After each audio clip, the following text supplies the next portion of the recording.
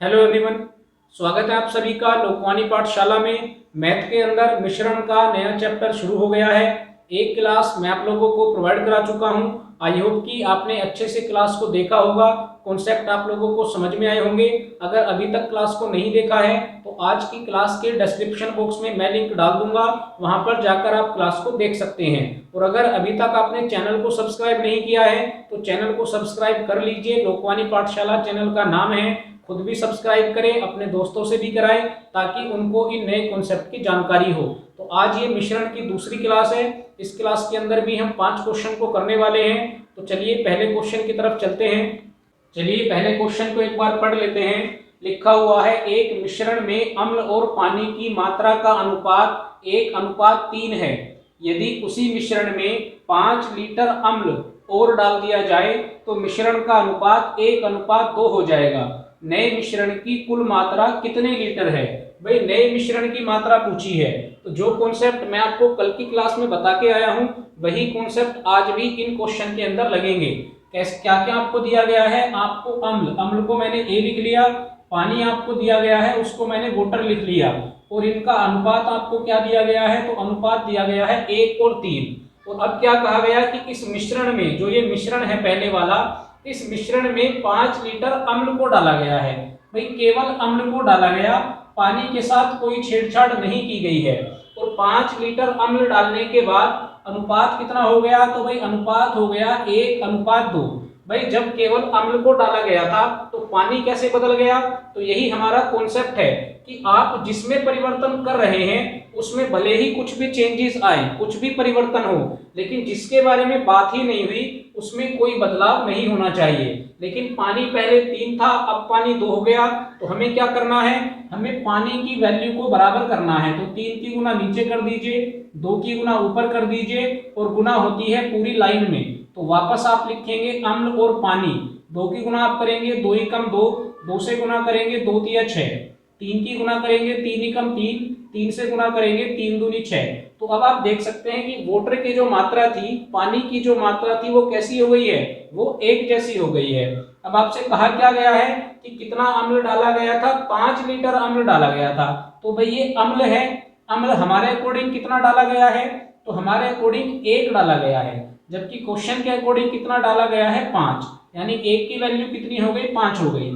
अब जरा आप यहाँ ध्यान से पढ़िए कि आपसे पूछा क्या है। पूछा गया है नए मिश्रण की कुल मात्रा कितने लीटर है। तो भाई ये वाला ऊपर वाला जो मिश्रण है ये पुराने वाला मिश्रण है। आपसे कौन सा पूछा है? भाई आपसे पूछा है नए वाला मिश्रण। तो नए वाला मिश्रण कितना बन चुका? तो 6 और 3 कितने हो जाएंगे? 9। तो भाई 1 का मान 5 है तो 9 का मान कितना हो जाएगा? तो 9 के साथ 5 की मल्टीप्लाई कर दीजिए, आंसर कितना आ जाएगा? तो भाई आंसर आ जाएगा 45 लीटर। आई होप कि पहला क्वेश्चन आपको अच्छे से समझ में आ गया हो। चलिए दूसरा क्वेश्चन देखते हैं। चलिए दूसरा क्वेश्चन एक बार पढ़ लेते हैं। लिखा हुआ है 75 ग्राम चीनी के एक घोल में 30% चीनी है। उस घोल में कितनी चीनी और मिलानी चाहिए कि घोल में चीनी का प्रतिशत 70 हो जाए? तो भाई आपको इतना पता है कि चीनी जो घोल है, दूसरा क्वेश्चन है 75 ग्राम चीनी के एक घोल में 30% चीनी है। उस घोल में कितनी चीनी और मिलानी चाहिए कि घोल में चीनी का प्रतिशत 70 हो जाए? भाई केवल चीनी को परिवर्तित किया जा रहा है, तो चीनी का घोल होगा तो जरूर उसके अंदर कोई ना कोई लिक्विड होगा।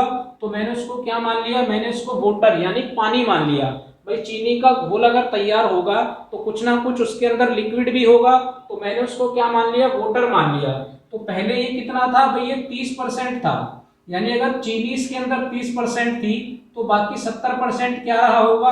तो भाई 70% पानी रहा होगा। इसको अगर आप काटेंगे तो आप इसको 10 से काट सकते हैं, 10 सत्ते 70 और 10 तिया 30।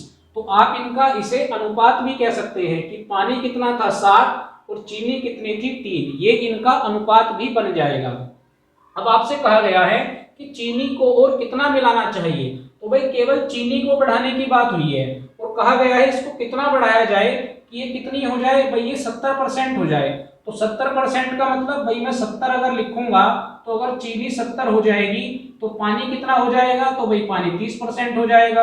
तो अगर मैं इसका अनुपात निकालूंगा तो ये बन जाएगा 7 और ये बन जाएगा 3। लेकिन हमारी तो भाई वही कंडीशन है, आप चीनी के साथ कुछ भी करें, आप चीनी को घटाएं चीनी को बढ़ाएं, लेकिन पानी की मात्रा पर कोई फर्क नहीं पड़ना चाहिए। तो पानी पहले कितना था 7, अब कितना हो गया 3, तो भाई पानी घट गया, तो इसका मतलब पानी की वैल्यू को बराबर करना पड़ेगा।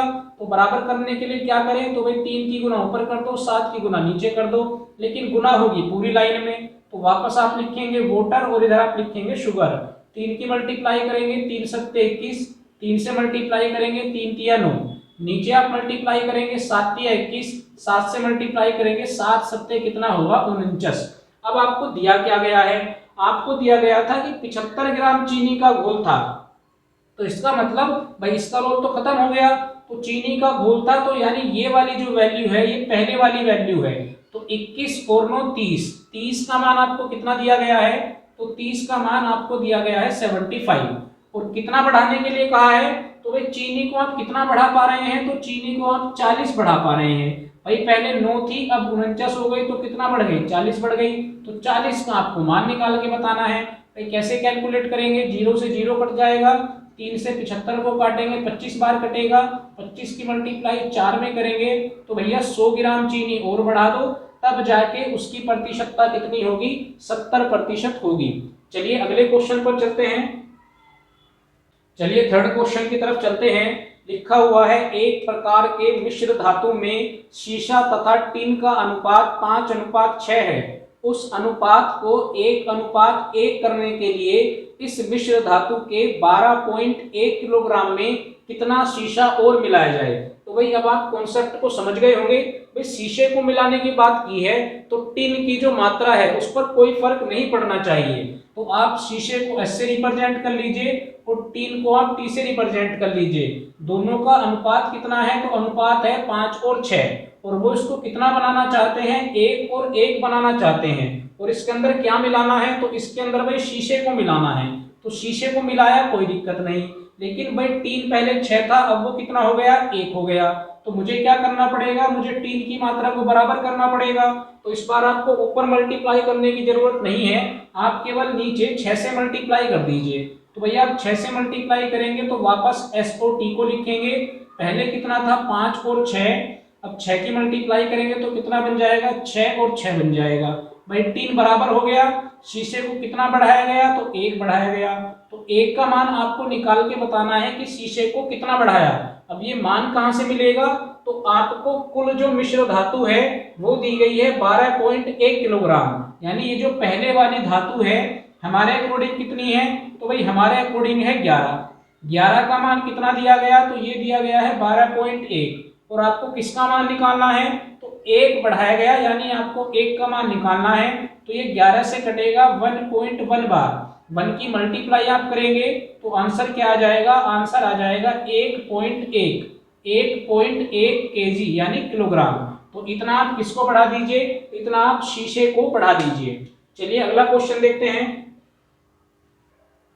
चलिए फोर्थ क्वेश्चन को पढ़ते हैं। एक पात्र में अम्ल तथा जल का घोल 60 लीटर है जिसमें 80% अम्ल है, उसमें कितना जल मिलाया जाए कि 60% अम्ल वाला घोल बन जाए। तो भाई हमें केवल अपने कॉन्सेप्ट पे रहना है। एक आपको अम्ल दिया गया, एक आपको वाटर यानी पानी दिया गया। टोटल क्वांटिटी कितनी है, टोटल क्वांटिटी है 60।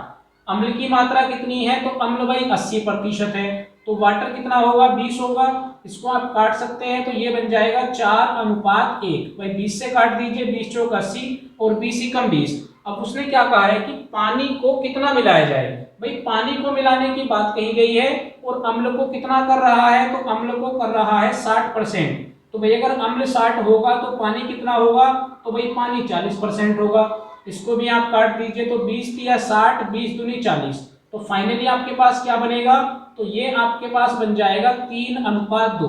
तो भाई पानी को मिलाने के लिए कहा गया तो अम्ल की मात्रा पर फर्क नहीं पड़ना चाहिए। तो हमें क्या करना पड़ेगा, हमें इस अम्ल को बराबर करना पड़ेगा।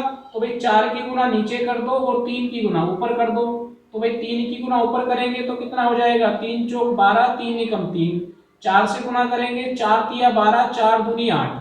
तो अब आप देख सकते हैं कि अम्ल की मात्रा क्या है, बराबर है, और पानी बढ़ गया है। तो पानी कितना बढ़ा, तो भाई पानी 5 बढ़ा। टोटल आपको क्वांटिटी कितनी दी गई है, 60। तो यहाँ से टोटल क्वांटिटी कितनी हो रही है, 15। यानी 15 का मान कितना है, तो 15 का मान 60 है। आपको ये निकालना है कि कितना पानी बढ़ाया गया है, यानी 5 की वैल्यू आपको निकालनी है। तो 15 से काटेंगे 4 बार, 5 की मल्टीप्लाई 4 में कर देंगे तो कितना आ जाएगा, तो ये आ जाएगा 20 लीटर। तो आपको केवल और केवल यही ध्यान रखना है कि किसको घटाने या बढ़ाने के लिए कहा जा रहा है। भाई जिसको घटाने या बढ़ाने के लिए कहा जा रहा है केवल उसी में चेंजेस आने चाहिए, जो दूसरी वाली क्वांटिटी है उसमें कोई परिवर्तन नहीं होना चाहिए। तो आप उसकी वैल्यू को बराबर करेंगे और उसके बाद ही आप आगे क्वेश्चन को सोल्व करेंगे। चलिए एक लास्ट क्वेश्चन देखते हैं। चलिए पांचवें क्वेश्चन को एक बार समझ लेते हैं। 30% एल्कोहल के 6 लीटर में 1 लीटर शुद्ध एल्कोहल मिलाया गया, तो घोल में जल का प्रतिशत बताना है कितना है। भाई टोटल क्वांटिटी आपको कितनी दी है, तो वो आपको दी है 6 लीटर। इंपॉर्टेंट क्वेश्चन है भाई, ऐसे क्वेश्चन एग्जाम के अंदर आते रहते हैं। टोटल 6 लीटर की क्वांटिटी है, उसके अंदर 30% एल्कोहल है।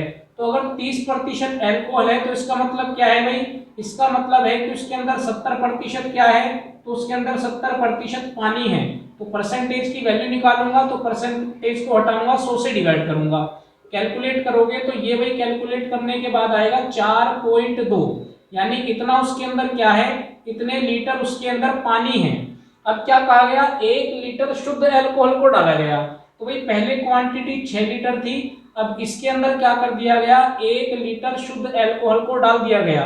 तो भाई ये टोटल कितनी हो गई, टोटल हो गई 7। तो आपसे पूछी गई है जल की प्रतिशतता कितनी है, तो जल में कोई बदलाव नहीं किया गया। भाई जल अब भी कितना है, वो 4.2 है। किसके अंदर, पहले वो 6 के अंदर था, अब वो 7 के अंदर है। और पूछा किस में है, तो प्रतिशत में पूछा है। तो 7 से आप कैलकुलेट करोगे 0.6 बार कटेगा, 0.6 से आप मल्टीप्लाई करोगे तो भाई ये आ जाएगा 60%। इंपॉर्टेंट क्वेश्चन है, नोट कर लें। तो भाई आज की क्लास के भी आपके 5 क्वेश्चन कंप्लीट हुए। लगातार मैं आप लोगों को एग्जाम वाले क्वेश्चन करा रहा हूं। आई होप कि कॉन्सेप्ट आपको समझ में आ रहा हो, और जैसा मैंने कहा आपको ये महसूस जरूर होगा कि ये वही कॉन्सेप्ट है जो मैं आपको पिछले चैप्टर के अंदर बता के आया हूं। तो पिछले चैप्टर को भी आप लगातार देखते रहें और क्लास 1 से लेकर देखें। क्लास 1 से लेकर और लास्ट क्लास तक हर चैप्टर को अगर आप ध्यान से देखेंगे तो अपनी बुक से आप काफी क्वेश्चन को कर पाएंगे। तो आज की क्लास के 5 क्वेश्चन भी खत्म होते हैं। अगली क्लास में वापस कुछ नए कॉन्सेप्ट और कुछ नए इंपॉर्टेंट क्वेश्चन के साथ आप लोगों से फिर से मुलाकात होगी। Thank you.